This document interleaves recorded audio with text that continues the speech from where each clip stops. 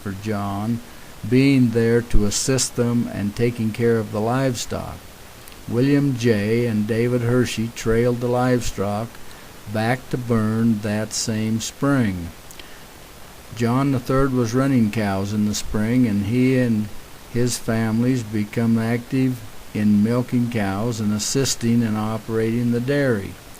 The milking was going on up by the house below Bear Hollow, which was over a quarter of a mile from the dairy, which was located down just north of John II's original house, which was later replaced with a frame house where Robert lived off and on at times, and finally Delmer and Wanda Johnson Kunz lived and raised their family.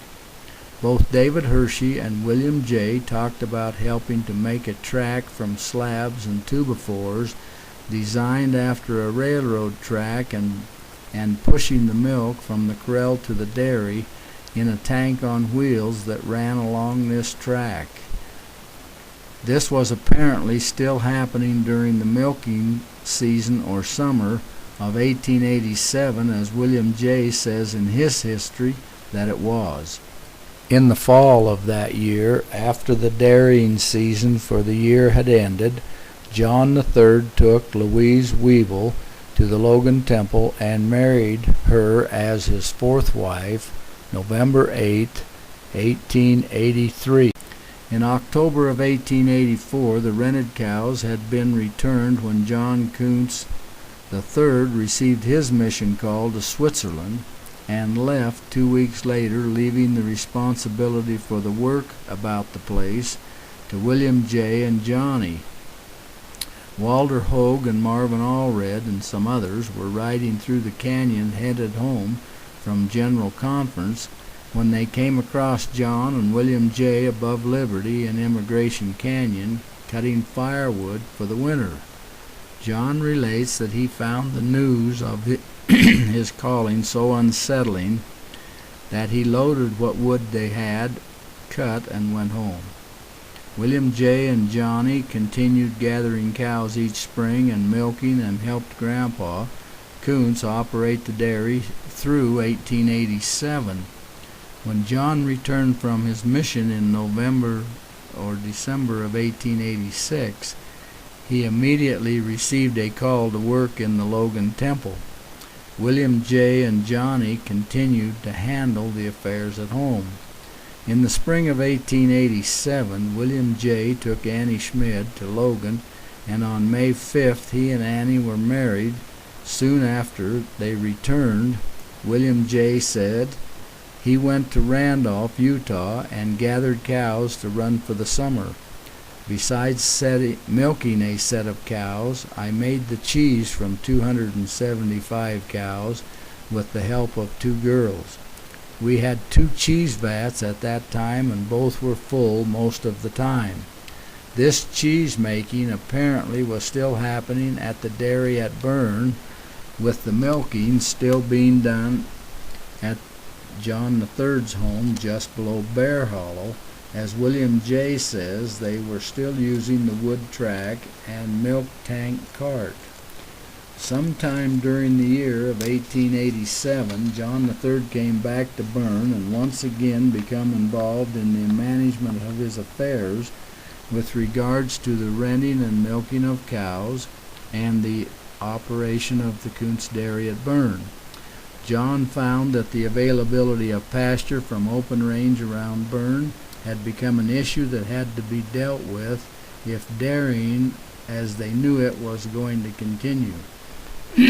I'm sure he and David had previously discussed concerning this problem, and there must have been some preparation toward resolving this pressing issue, because by 1888 John III had obtained squatters' rights to the pasture land in the area of what was to become the Upper Dairy, and he moved in the spring of 1888 to that location and was building a house and dairy buildings and was milking cows and beginning to make cheese at that location.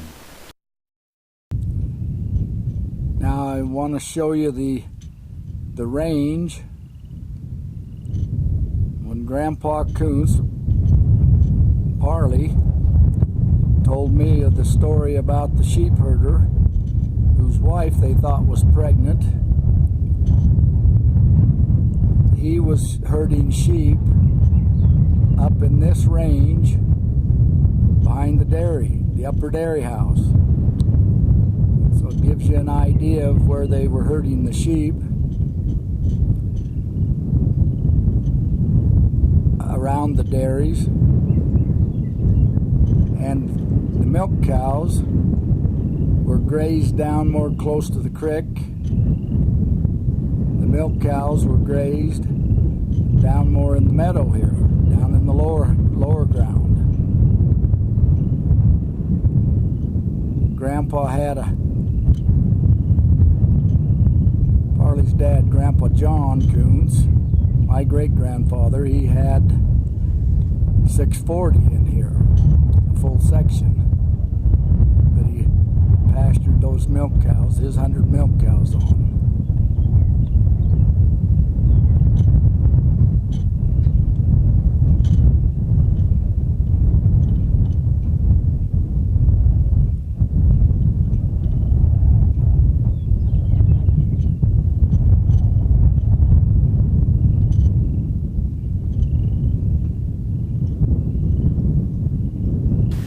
The Kunz family become aware of Williamsburg, that Robert Schmid described in his journal as a paradise for feed, the best in the West, I don't know. Said Bishop Schmid, they, the Kunz boys, Sam, Will, and John, started these dairies in 1887 and 88 above the upper Woolly Valley. David also located on what we always knew as Dave's Creek, a mile below Sam's place, which was the lower dairy. This is looking down. We're about a mile and a half or so from south of the lower dairy, headed toward Slug Creek. So apparently Dave's Creek and Dave's Dairy were a mile below the lower dairy, which was started by Samuel also in 1888. David had married Louise Marie Jacob in October of 1878. He had built a log house with a clay roof on his north lot in Bern. That is where he and Aunt Lou lived.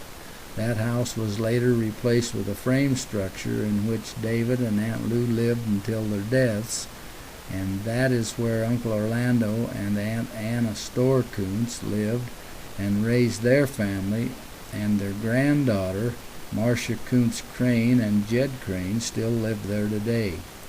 David maintained his interest in the dairy at Bern and was milking cows and providing help to operate the dairy.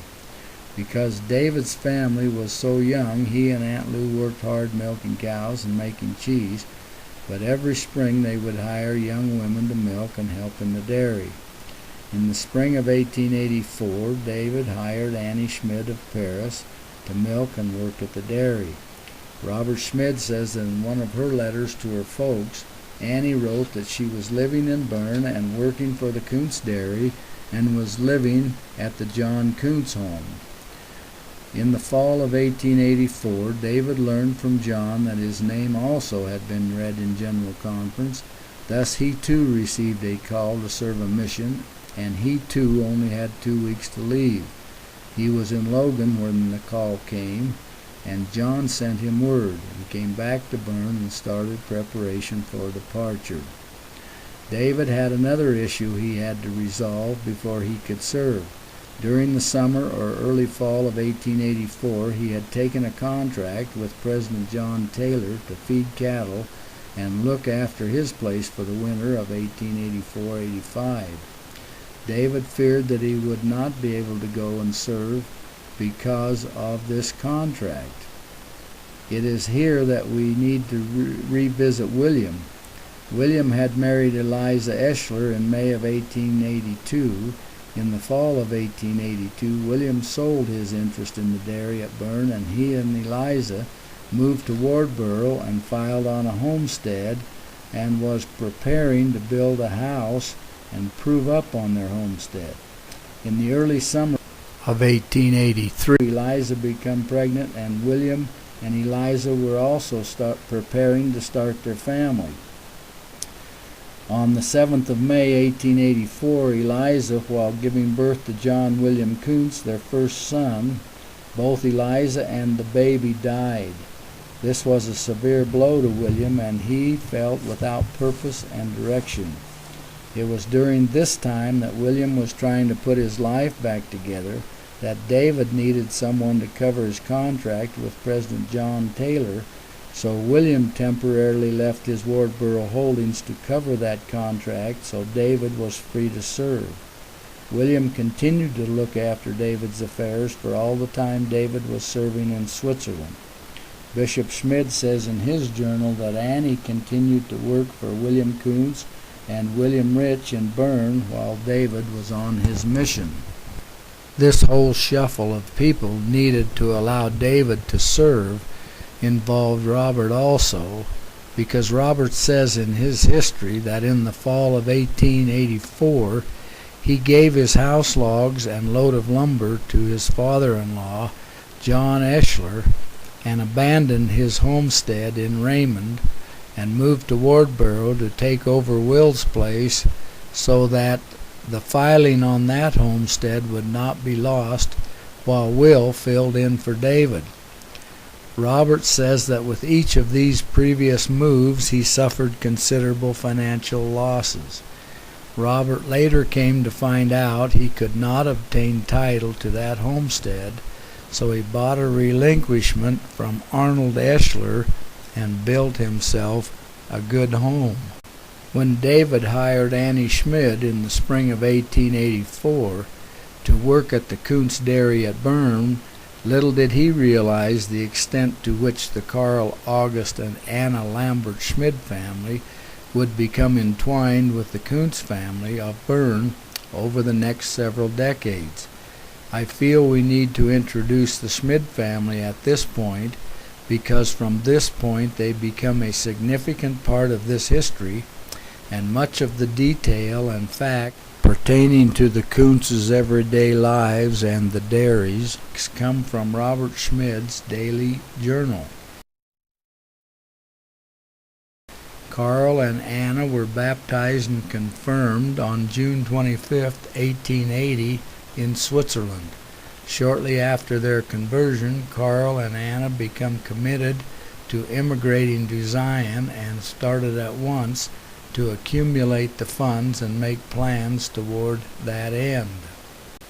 While still in Switzerland, Carl was doing a lot of corresponding with Conrad Vaterless and his wife Catherine Schmid Vaterless, his first cousin, who had immigrated to Paris, Idaho in the late 1870s.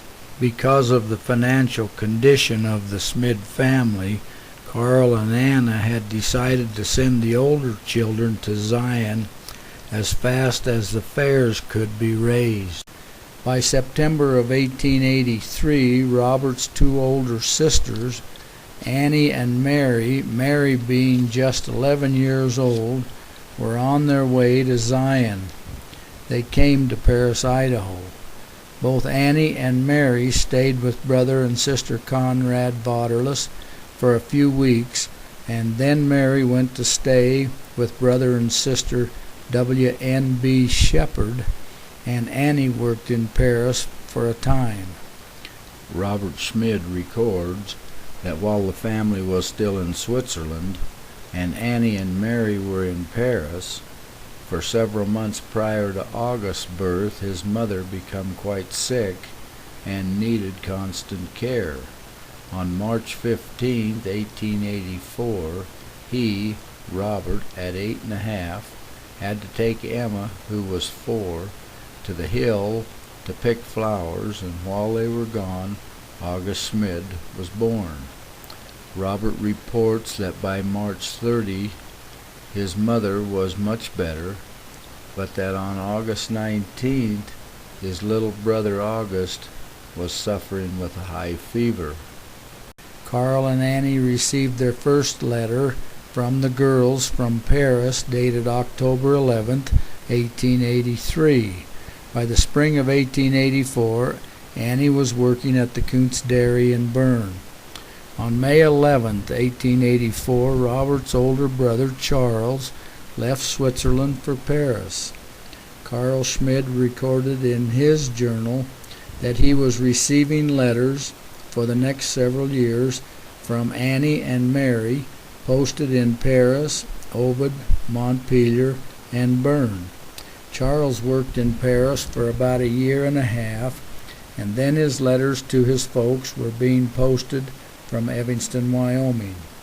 On August 26, 1885, at 9 p.m., Elder David Kunz called at the Carl and Anna Schmid home in Switzerland. January 21, 1886, Carl and Anna received a letter from Annie stating that she was staying at the John Kunz home in Bern.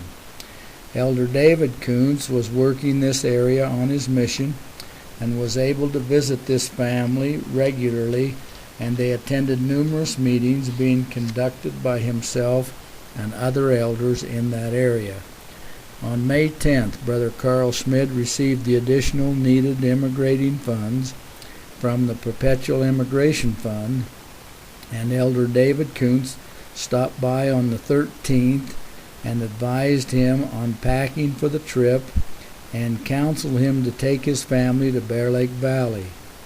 On May 17, 1886, Carl, Anna, Robert, and his younger sister Emma, and August at only 2 years, left Switzerland for Zion. When they arrived at Basel, they met Elder John Kunz for the first time. He and David met them on the Rhine Bridge. Carl, Anna, Robert, and Emma, and August Schmid spent 11 days on the ocean aboard the ship Nevada, then boarded a train for Montpelier. Emma spent her 6th birthday in Kansas City, Missouri. They arrived in Montpelier about 3 p.m. on June 9, 1886, and Uncle Will Kunz and William J. met them with a team and wagon and took them to Bern, where they stayed with Aunt Lou, David's wife, and Aunt Mary Ann, Will's wife. A week later, John II took them to Paris, where the family bought a home and lived for the next 13 years. It was during those 13 years